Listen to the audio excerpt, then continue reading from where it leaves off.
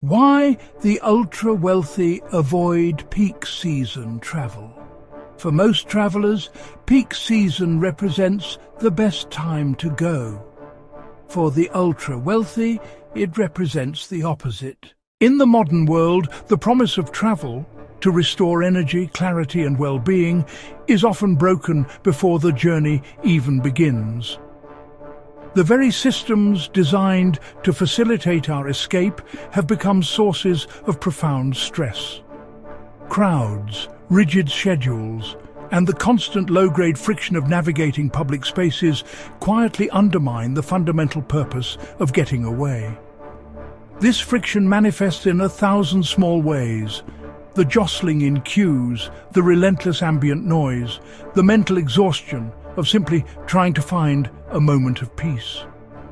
It's a travel paradox, where the effort to relax becomes a stressful endeavor in itself. This is why high net worth and ultra-high net worth individuals increasingly architect their lives to circumvent this friction. They are not just buying luxury, they are buying tranquility.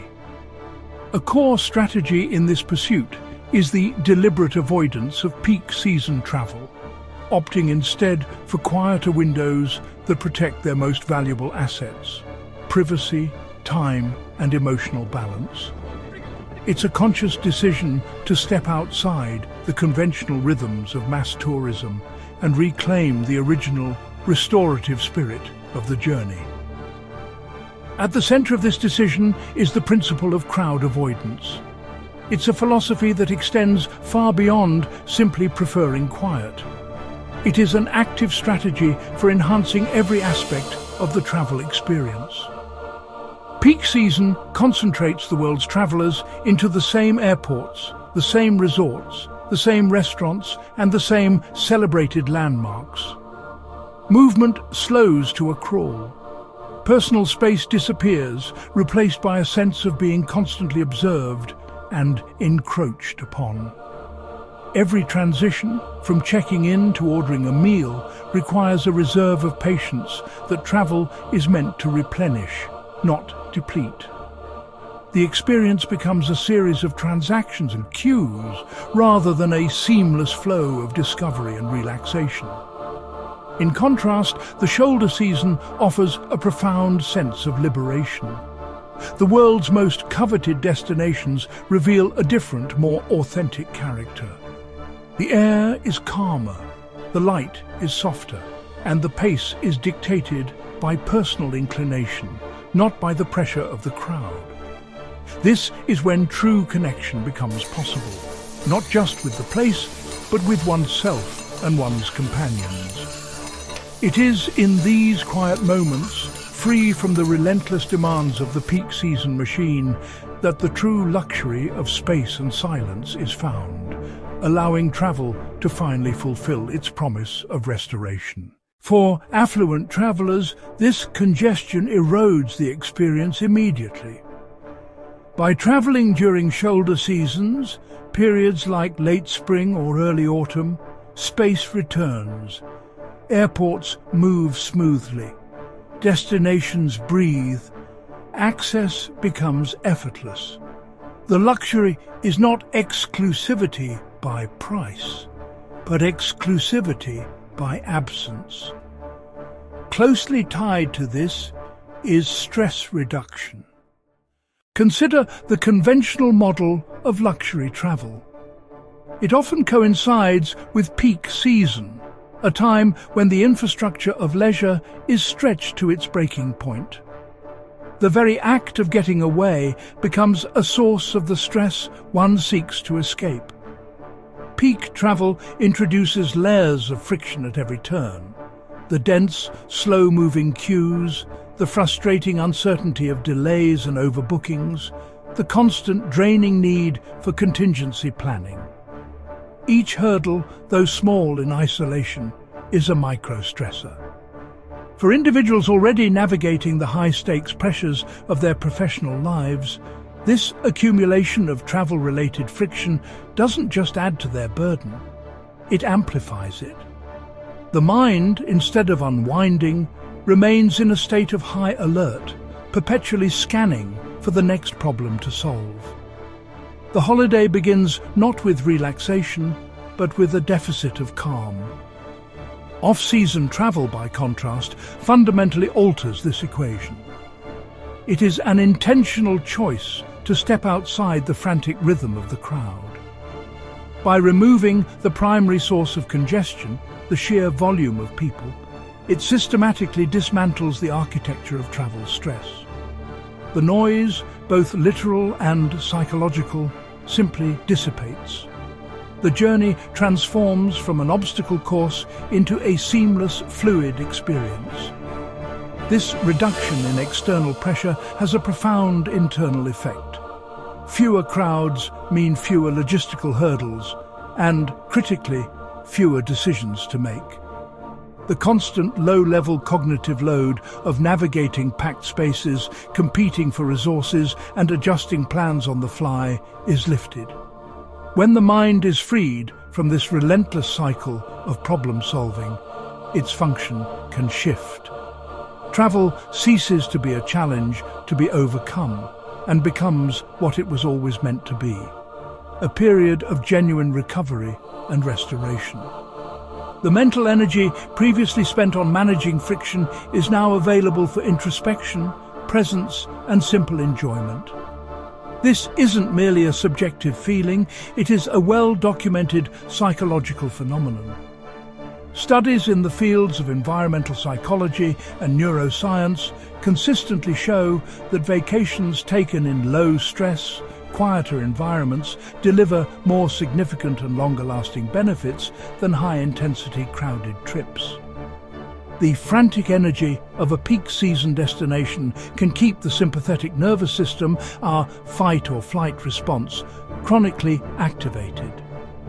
In contrast, the calm and spaciousness of an off-season setting allow the parasympathetic nervous system to take over.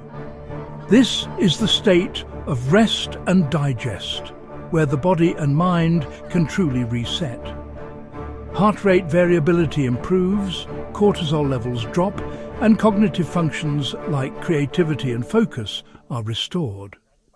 The benefits aren't just felt during the trip. They are integrated, creating a lasting reservoir of resilience long after returning home. Beyond the tangible comforts of space and quiet, the preference for the shoulder season is deeply rooted in a more fundamental need: the assurance of privacy and the guarantee of absolute discretion. For those who live their lives under a constant, often unforgiving public gaze, the ability to become unseen is the ultimate luxury. It's a strategic retreat, not just from the crowds, but from the very concept of being observed. For ultra-wealthy individuals, visibility carries an invisible, yet heavy, cost. Every public appearance, every tagged photo, every digital footprint creates a permanent record. Unplanned encounters, however brief, can lead to unwanted obligations. Public exposure doesn't just compromise personal moments, it introduces a persistent low-level friction into the fabric of daily life, increasing risk and systematically reducing comfort. The modern world is architected for connection, but for these individuals, true freedom is found in the opposite, the carefully curated disconnect. Peak season multiplies these risks exponentially. The sheer volume of people creates a landscape of unpredictability. It's a sensory and informational overload where anonymity is paradoxically impossible.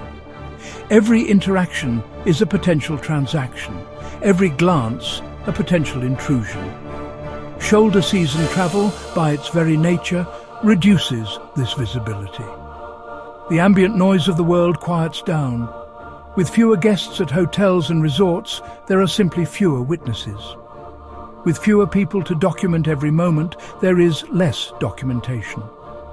The digital echo chamber fades, allowing for a more present and unmediated experience of a place. This quieter environment makes securing true privacy far more effective. Private villas, Discreet urban residences and unlisted properties become genuine sanctuaries when the surrounding traffic is low. The operational footprint shrinks, staff are fewer, and those present are dedicated solely to the occupants, fostering a deeper, more intuitive understanding of their needs. Interactions are quieter, more deliberate, and confidentiality is not just a policy but the default state of being. The entire ecosystem of service is calibrated for discretion. Privacy at this level is not an indulgence or a simple preference for solitude. It is a necessary condition for rest and reflection. It is psychological safety, the freedom to lower one's guard, to be vulnerable, to connect with oneself and loved ones without performance or pretense. It is the space where the weight of a public identity can be set aside, and a person can simply be. Service quality also changes dramatically outside peak periods. When destinations operate below capacity, attention deepens. Staff are less rushed. Flexibility increases. Personalization becomes genuine rather than procedural.